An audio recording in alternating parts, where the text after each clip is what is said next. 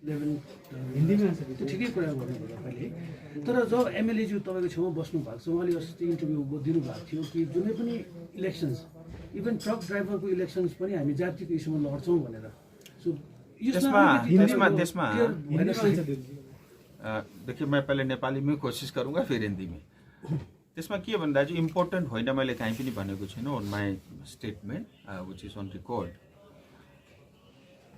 ती मुद्दा आफ्ना ठाउँमा छँदैछन्, किनभने आज मैले गोर्खाल्यान्ड पिपिएस भने नै तपाईँले यही प्रश्न गर्नुपर्छ, अब म्युनिसिपालिटीमा त्यही मुद्दा हुन्छ भनेर मैले त्यही भएर स्पष्ट भने,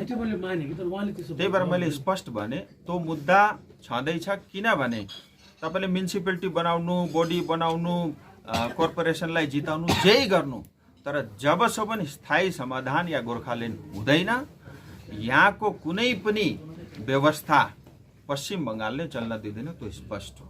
हिंदी में मैं आपको बताता हूँ। हेर्नुहोस्, हरेक प्रोसेसमा जुन पनि काम पार्लियामेन्टका थ्रु हुन्छ त्यसमा टाइम लाग्छ। हेर्नुहोस्, कुखुराको पोथी पनि ओथारा बस्दाखेरि 21-22 दिन बस्नै पर्छ। यो एउटा लङ प्रोसेस हो। तर फास्ट टक भयो, टकका बादमा ब्याकग्राउन्डमा आज धेरै गृह मन्त्रालयले काम गरिरहेको छ। धेरै मान्छे दार्जिलिङमा पनि घुमेर गए, यो हामीहरू सबैलाई पनि थाहा छ। सायद म चाहन्छु, यो मलाई विश्वास पनि छ, यो सेकेन्ड राउन्ड अफ टकमा केही न केही एउटा कन्क्रिट समाधान निस्किन्छ होला भन्ने मलाई पुरा विश्वास छ।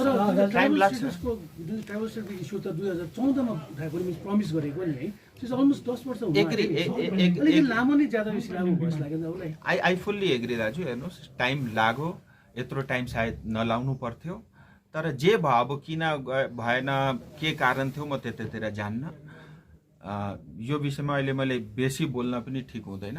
तर एउटा चाहिँ अन रेकर्ड म भन्न चाहन्छु, फास्ट वार्तामा गृह मन्त्रीजीले स्पष्ट भनिसक्नु भएको छ, बहुत तेज गति के साथ ये प्रक्रिया शुरू करेंगे और जल्द से जल्द आपको इसकी खुशखबरी देंगे। तो प्रक्रिया चली रहा है। आई एम होपफुल कि चाँडै यसको केही न केही घोषणा अवश्य। स्ट्र्याटेजी चेन्ज गर्नुभएको छ। पहिला तपाईँले डिमान्ड गर्नु हुँदै थियो, अहिले रिइन्क्लुजन भन्नुहुँदैछ। I think reinclusion is a better word.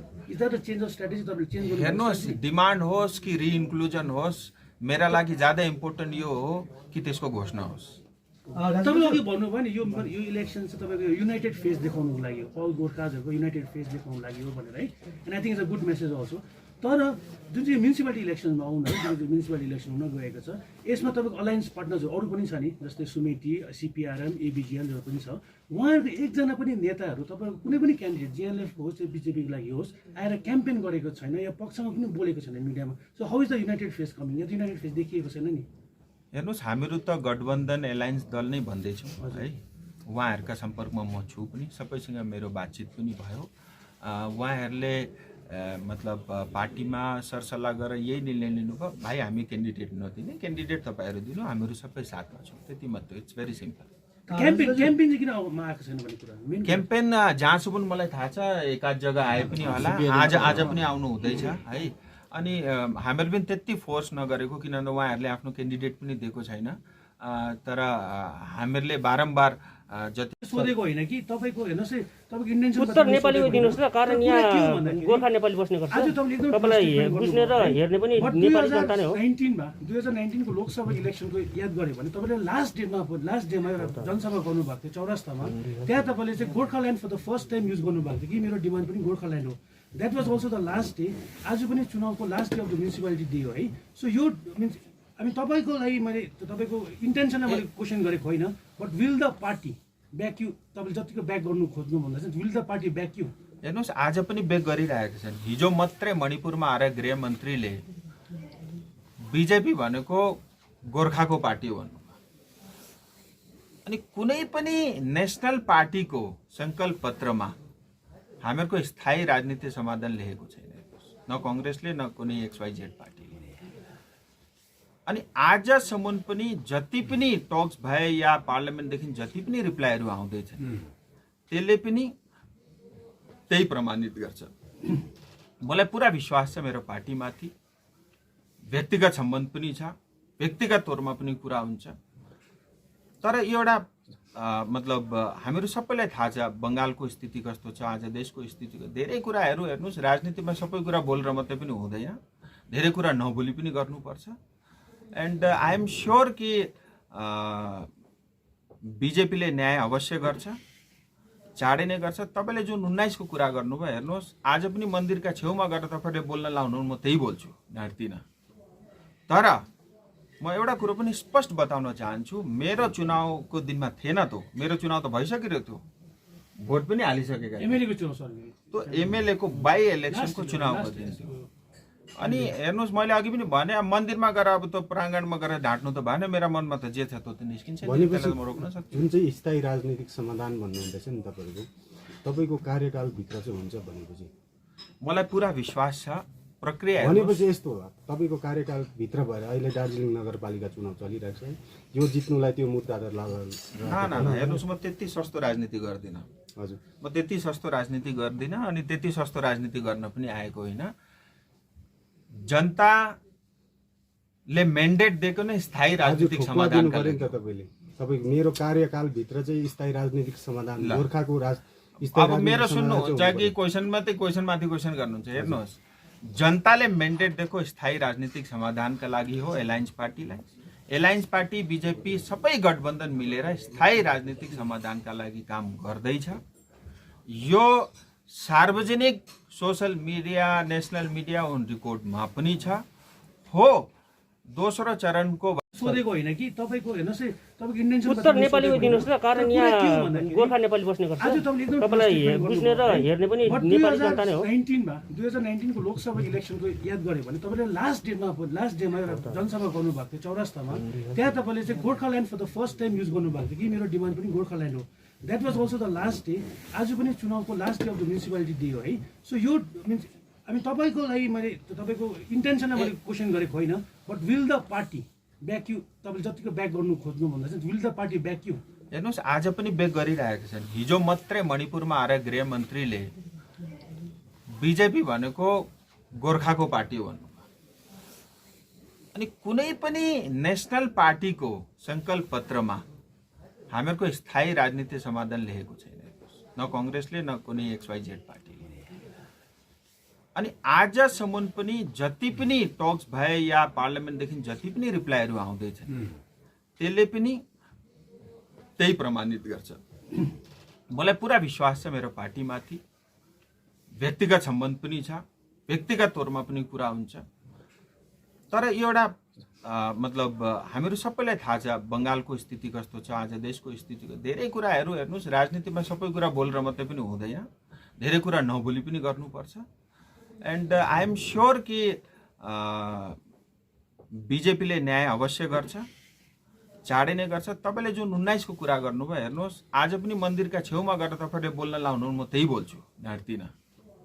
तर म एउटा कुरो पनि स्पष्ट बताउन चाहन्छु, मेरो चुनावको दिनमा थिएन त, मेरो चुनाव त भइसकेको थियो, भोट पनि हालिसकेका एमएलएको चुनाव सर, त्यो एमएलएको बाई इलेक्सनको चुनावको दिन थियो। अनि हेर्नुहोस्, मैले अघि पनि भने मन्दिरमा गएर अब त्यो प्राङ्गणमा गएर ढाँट्नु त भएन, मेरा मनमा त जे छ त्यो त निस्किन्छ, त्यसलाई म रोक्न सक्छु। जुन चाहिँ स्थायी राजनीतिक समाधान भन्नुहुँदैछ नि तपाईँको कार्यकालभित्र चाहिँ हुन्छ भनेपछि मलाई पुरा विश्वास छ।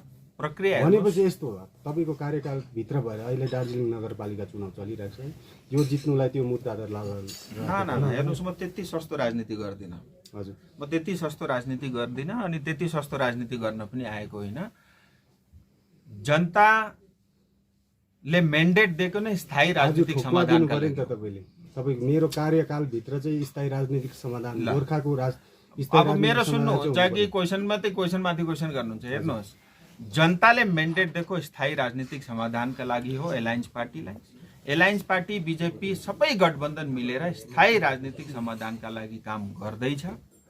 यो सार्वजनिक social media, national media on रेकर्डमा पनि छ। हो, दोस्रो चरणको बहुत बडा विषय मेरे लिए नहीं। जस्तै हेर्नुहोस्, 2009 देखि बिजेपी जिएनएफ यहाँको पार्टीसँग एलायन्समा आएको बसेको है, 20 वर्ष अलमोस्ट 10-12 वर्ष भयो। यसपालि तर बिजेपीले आफ्नो क्यान्डिडेट दिइरहेको छ दार्जिलिङ म्युनिसिपालिटीमा, वेरज यहाँ कुरा हुन्छ रिजनलिजमको, क्षेत्रीयतावादीको क्या। सो यसपालि तपाईँले म्युनिसिपालिटी इलेक्सनमा क्यान्डिडेट दिँदाखेरि यो रिजनलिजमले अलिकति डाइल्युट भएको जस्तो लाग्दैन कि? त्यस्तो म भन्दिनँ, किनभने दाजु हेर्नुहोस्, यहाँ म्युनिसिपालिटीमा 8 जना बिजेपीको क्यान्डिडेट छन्। त पहिला कहिले दिँदैन थियो क्या? 8 जना छन्, तर ती 8 जना दिल्लीका त होइन नि, यहीँका हुन् पहाडकै। त्यही रिजनल एस्पिरेसन बोकेका मानिस नै हुन् तिनीहरू पनि। आज बिजेपीले सबै अरू पार्टी भन्दा बेसी रिजनल एस्पिरेसन बोक्ने पार्टी आज बिजेपी बनेको छ। हामीहरूको विशेष गरेर बिजेपीको काम यो चुनावमा फेभिकोल जस्तो छ। हेर्नु, सबै गठबन्धनलाई साथ राख्ने है। किन भन्दा मेरा लागि, मैले अस्ति पनि भने, म्युनिसिपालिटी चुनाव भन्दा गोर्खा एकता इम्पोर्टेन्ट हो। किनभने भोलि सबैलाई लिएर, यही अनुहार लिएर मैले गएर टोक्समा फेरि बस्नुपर्छ। त्यतिखेर हामीहरू खण्डित भयौँ भने, अलग अलग भयौँ भने सायद एक्लै मलाई पनि गाह्रो होला, साह्रो होला। त्यही भएर म्युनिसिपालिटी चुनाव भन्दा पनि मेरा लागि ज्यादा इम्पोर्टेन्ट यो हो कि हामीहरूको गोर्खा एकता र यो जुन गठबन्धन एलायन्स छ यो कायम राख्नु। त्यही नै बिजेपीले यो चुनावमा गरिरहेको छ। अच्छा राजु, सुन्नुहोस् न एकछिन त म सोध्छु।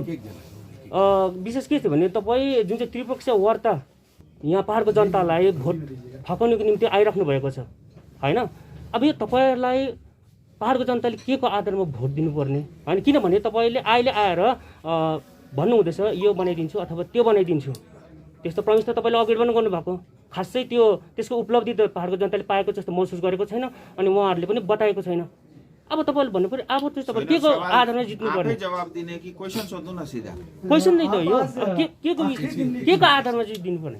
सुनिए, एउटा त डेमोक्रेसीमा कोही पनि आएर चुनाव लड्न त पाइन्छ। बिजेपीले नि पायो नि, पायो। अनि संकल्प पत्रमा मेनिफेस्टो लन्च गर्न पनि पाइयो। म यसो गरिदिन्छु उसो गरिदिन्छु भन्न पनि पाइयो नि। त्यो बिजेपीले चाहिँ गर्नु हुँदैन, एलायन्स पार्टीले त्यस्तो कहीँ छ लेखेको छैन? त्यो पायो नि बिजेपीले लड्न, तर ढाँट्न चाहिँ पाएन भन्ने नि। यो तपाईँको सोच हो नि त। कसले ढाँटो? आज जुन दार्जिलिङ बेचेर खाए पहाडको जनताले खासै तपाईँहरूबाट पाएको जस्तो महसुस गरिरहेको छ। तपाईँको सोच हो, मेरो सोच होइन, तपाईँको सोच हो। प्रश्न हो। जबरजस्ती आफ्नो प्रश्नलाई जनताको नभन्नु, स्पष्ट भन्नु, मेरो प्रश्न भन्नुहोस् न। त्यसमा के छ, म जवाब दिन्छु।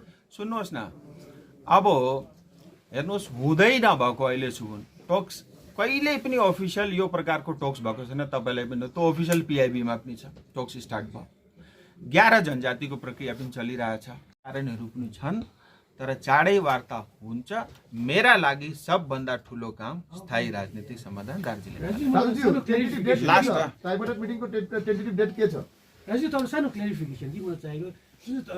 स्टेट सेन्टरले without routing the funds from the centre state आजकल दिनु सक्छ? बिकज एकजना अलायन्स पार्टनरले 13 फाइनेन्स कमिसनको कुरा गर्दै थियो अस्ति एउटा अन्तर्वार्तामा। सो इज इट पोसिबल कि कुनै फन्ड डिरेक्टली विदाउट द स्टेटको रुट गरेर ल्याउन सक्ने? दोनों सवाल, ये आखिरी सवाल होगा। स्पेसिफिक डेट जो आपने पूछा 10 मार्च के बाद होगा। मैं स्पेसिफिक डेट अभी ऐसे पब्लिकली नहीं बता सकता, क्योंकि वो चिट्ठी आएगी तो उससे हो जाएगा। दूसरा, विवेक जी ने जो सवाल पूछा बहुत ही वाजिब सवाल है कि क्या केंद्र सरकार direct without the involvement of state they सकती है। ये एक बहुत बड़ा और बहुत ही जिम्मेदार वाला प्रश्न उन्होंने पूछा है। मैं आपके माध्यम से बताना चाहूँगा, 2014 के बाद भाजपा की सरकार बनी, उसके बाद हमने देखा है कि किस तरह से गांव, पंचायत, म्यूनिसिपैलिटी, कॉरपोरेशन को मजबूती देने का काम भारत सरकार ने किया है। और बहुत सारे ऐसे स्कीम है जो डायरेक्ट जो है म्यूनिसिपैलिटी को दिया जाता है। हमारे 2, 4, 5 बड़े काम है वो स्टेट की तरफ से हो भी नहीं सकते। और मुझे पूरा उम्मीद है, चाहे वो रोपवे हो, चाहे हाईवे का विषय हो, चाहे पानी का विषय हो, जो प्रमुख हमारे विषय हैं, कुछ रेलवे से जुड़े हुए मुद्दे हैं, मुझे लगता है 4-5 काम भी अगर मैं अपनी जनता के लिए 5 साल में कर सकता हूँ, मैं मानूंगा कि मतलब अपने आप में ये बहुत बड़ा काम हुआ है। सो मुझे लगता है ये बहुत बड़ा विषय नहीं रहेगा। हाँ, विवेक जी ने जो पूछा, बहुत सारे प्रोजेक्ट ऐसे होते हैं वो उस स्टेट के थ्रू ही रूट होकर के आते हैं, क्योंकि ये अपने आप में जो है मतलब जो फेडरल स्ट्रक्चर में होता है। जैसे सैनिक स्कूल बनना था, इन्होंने MOU साइन नहीं किया तो अटका हुआ है। कालिम्पोंग को मेडिकल कॉलेज मिलना था, उस पर इन्होंने कुछ नहीं किया तो वो अटका हुआ है। माटीगाड़ा में कोई SC बच्चों के लिए हॉस्टल बनना था, वो अटका हुआ है। ऐसा भी होता है, बट बहुत सारे काम ऐसे हैं जो डायरेक्ट किया जा सकता है। हम प्रोजेक्ट बना करके भेजेंगे और भारत सरकार से स्वीकृति लेंगे। Medical college in Kalimpong is very important. अलिकति भनिदिनुहोस् के चाहिँ प्रब्लम पनि पारित भयो, अल्टरनेटिभ हाइवे पनि बनिँदैछ। तपाईँ मलाई भन्नु मतलब योभन्दा पहिले पनि धेरै सांसदहरू भए, धेरै पार्टीहरू आए। 2.5 साल मतलब 3 साल करिब भयो। 3 सालमा 2 साल त कोरोनाले खायो र पनि 1 सालमा जति काम हुँदैछ योभन्दा पहिले सायद यति काम भएको थिएन जस्तो मलाई लाग्छ। मेरो अहङ्कार पनि हुनसक्छ है, सरी। तर इमान्दारीले जसरी हुन्छ, ढोगेर हुन्छ कि बोलेर हुन्छ कि मागेर हुन्छ कि म प्रयासरत छु। भएका दिनमा तपाईँलाई अझै मजाले जवाब। राजू जी, डेभीको रेस्टुरेन्ट में yesterday maybe central home minister Amit Shah ji ने गोरखाको इस्यु लिएर मणिपुरमा केही भनेको छ, त्यो क्लियरिफाई गर्न चाहनुहुन्छ तपाईँ? देखिए, मैं आपको एक बात कहना चाहूँगा कि एक तो